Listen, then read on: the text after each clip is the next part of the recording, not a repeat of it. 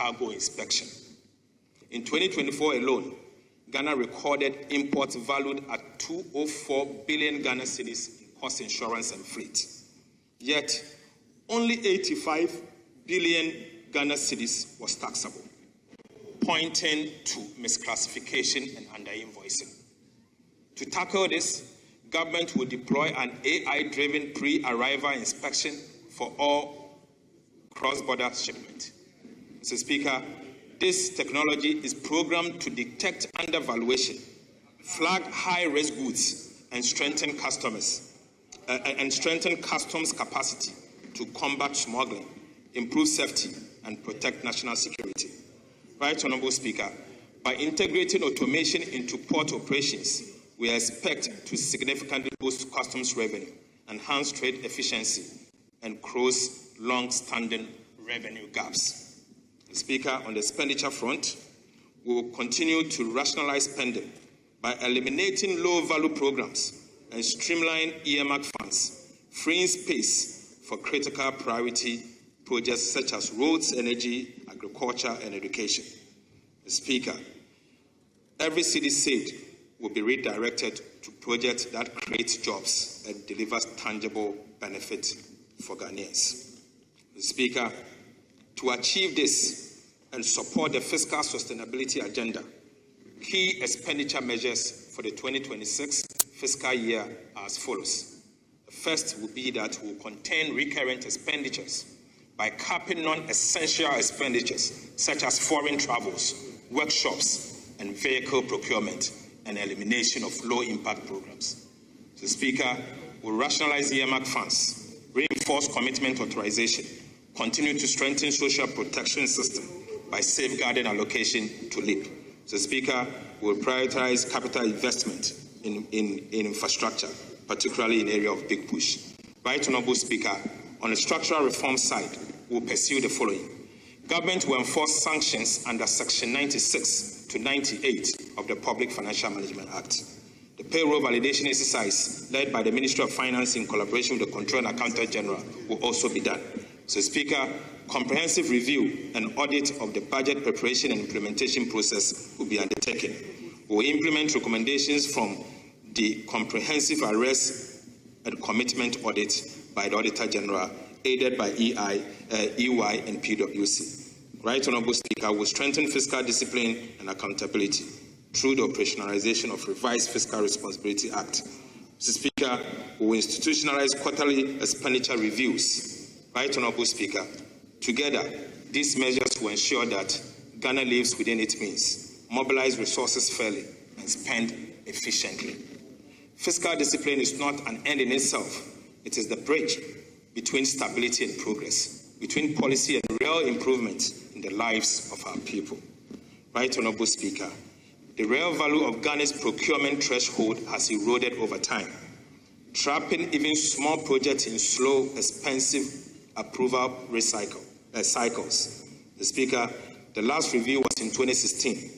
Since then, inflation and currency depreciation have made it nearly impossible for district assemblies, for example, to deliver basic community projects efficiently. The Speaker, the government is therefore updating procurement thresholds under the Public Procurement Act to restore their values and match today's market realities. Right, Honourable Speaker, years of inflation and weak oversight have drained real value from public spending. Too often, projects are overpriced, delayed, or abandoned because scrutiny comes only after money is spent. To fix this, government will establish an independent value for money office, a permanent guardian of efficiency, accountability, and fiscal integrity. Speaker, it will certify major projects before approval, monitor delivery, and evaluate results to ensure every city delivers measurable value. The office will enforce cost benchmarks, require public VFM certificate for contracts, and coordinate with the Auditor General, the Public Procurement Authority, and Internal Audit Agency to impose penalties for waste and fraud. Right, Honourable Speaker, the Value for Money Transparency Portal will publish certified projects and citizen feedback in real times. Mr. Speaker, this reform will save up to 3 billion Ghana cedis a year, cut contract inflation, and rebuild public trust. Mr. Speaker, the Value for Money Office is not just another agency. It is Ghana's watchdog for prudent spending and real results. Mr. Speaker, we will be making the following amendment. Right Honourable Speaker, Ghana's petroleum wealth must work harder for its people. Since 2011, our petroleum funds have earned barely 1% annually. Mr. Speaker, unfortunately, it proves that parking them only in low-risk foreign securities limits value creation. To change this, government would designate additional qualifying investment instrument under the Petroleum Revenue Management Act. This will allow a portion of the petroleum fund to be invested in commercial viable domestic energy projects, such as gas and power infrastructure. That will drive industrialization and jobs whilst improving long-term returns.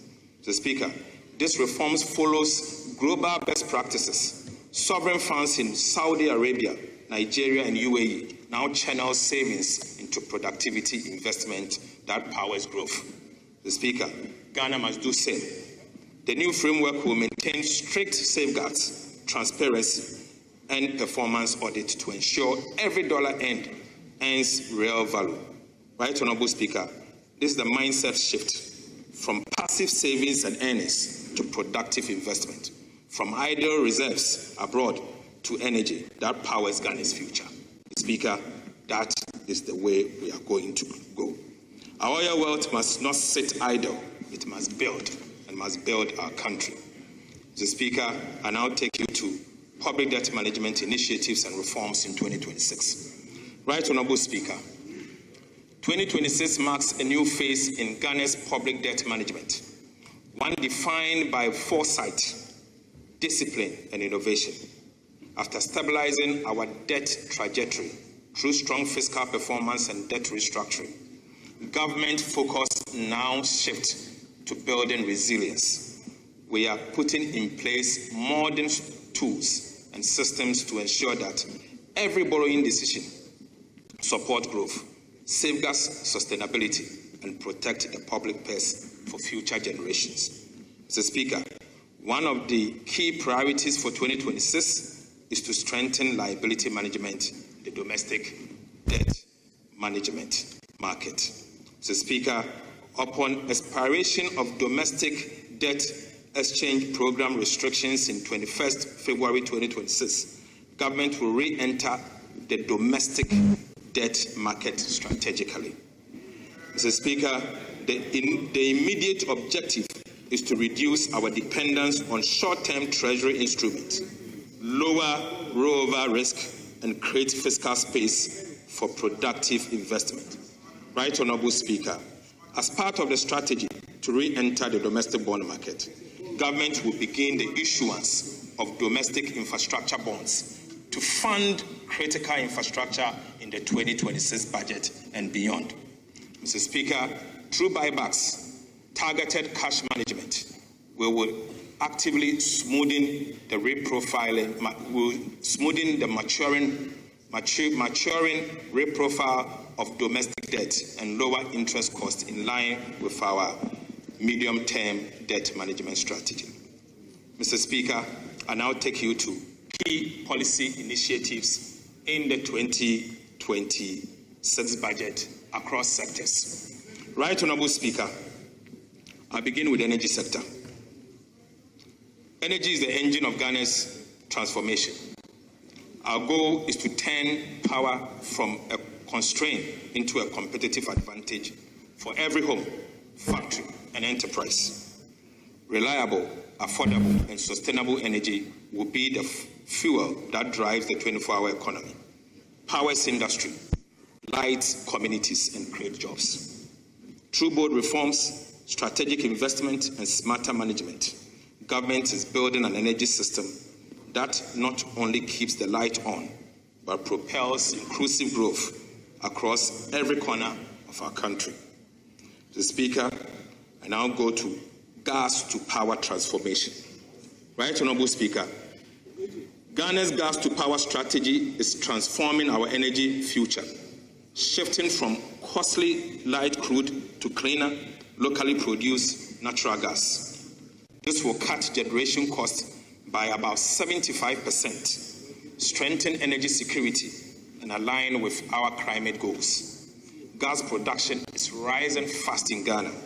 Mr. Speaker, the offshore Cape 3-Point partners, OCTP partners, have expanded capacity from 240 to 270 million standard cubic feet per day, while Jubilee and 10 field partners now supply about 130 from 110 million cubic feet per day.